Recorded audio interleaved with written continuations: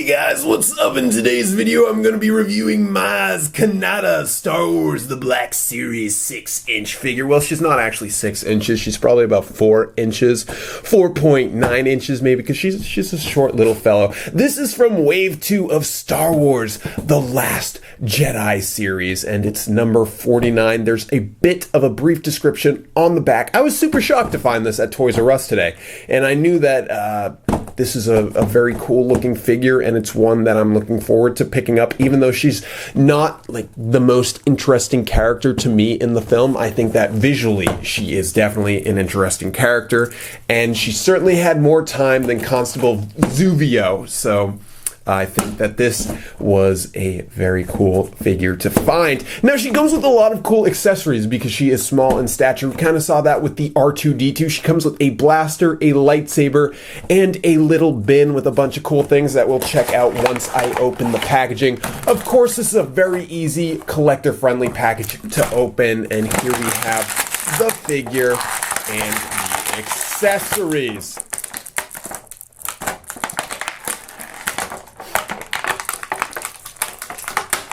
Before I bust out my rotation device and do like a super professional review, let's just check out articulation for a second, shall we? You'll notice that I put down her goggles. Those are articulated so you can move them up and down. Her head, she can barely look up, but she can definitely look down quite a bit.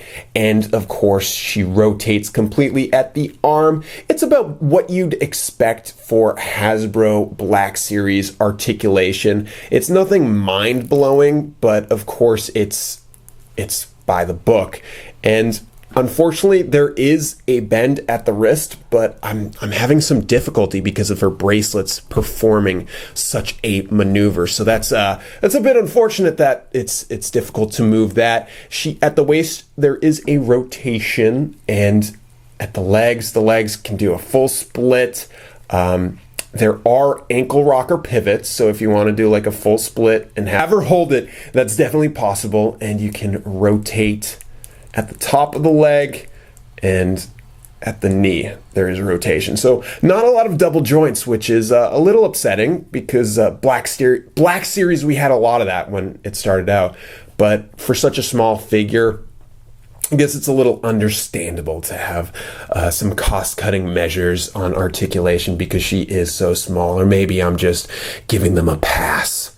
Let me know in the comments what you think. Alright guys, and sorry for the shaky cam, but right now I'm doing my super zoomed in lens so you can see the details on this figure. Her face is captured very nicely in a very weird kind of shiny orange.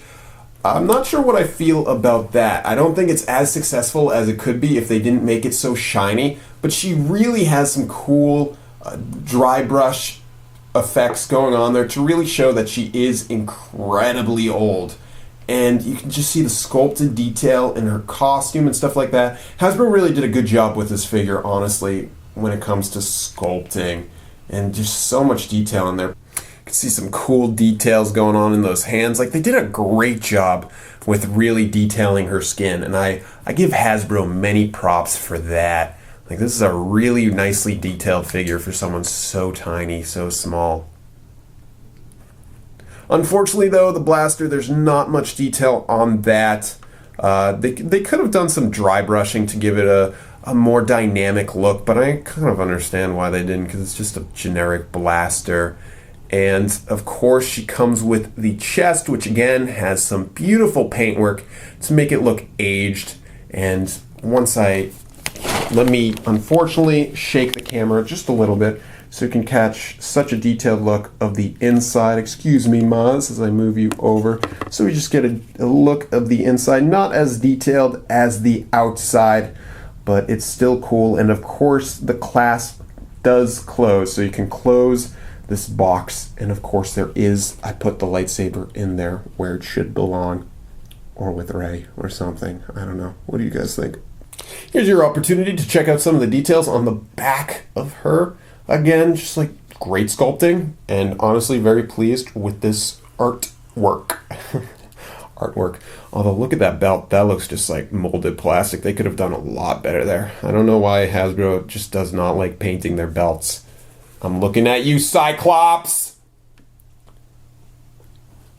So now let's take some quick looks at the accessories, starting off with the lightsaber. It seems like it's the basic lightsaber that we've seen with many figures, and there's no blade to it, but of course it's a reuse because there is that hole there for the blade, so I understand why they did it, but it would have been mind blown if they filled that hole and gave us an exclusive saber with the set. And of course it does have the clip, so if you want to throw it on one of your Jedi and have an extra saber, this is the route to go. And here is the box, as I showed you just a little bit before. I think this is a really cool looking accessory, and I think the coolest thing about this is it works for many of your toys. Like if you want to make a display or something, it doesn't have to be for Star Wars, and something like this works really well, and the painting detail is incredible.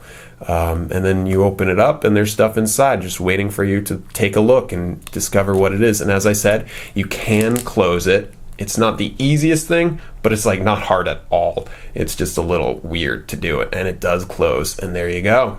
It's a closed chest. So the biggest question with this figure is it worth the 20 buckaroos to buy it? I say, yeah, probably. As an interesting alien, she's about the same size as Constable Zuvio, but she definitely comes with more accessories, and to a degree, I'd say her costume's a bit more interesting. And the details on her socks really look very cool. Or boots, whatever those are. And yeah, the accessories really make this figure, but of course I know a lot of people want a Maz Kanata.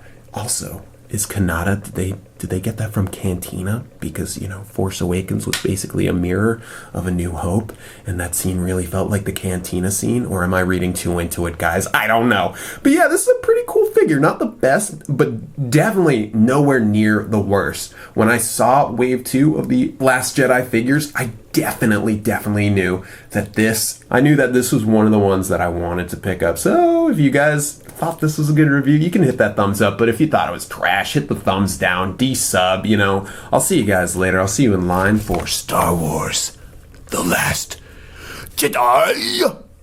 Now there are 2 of them.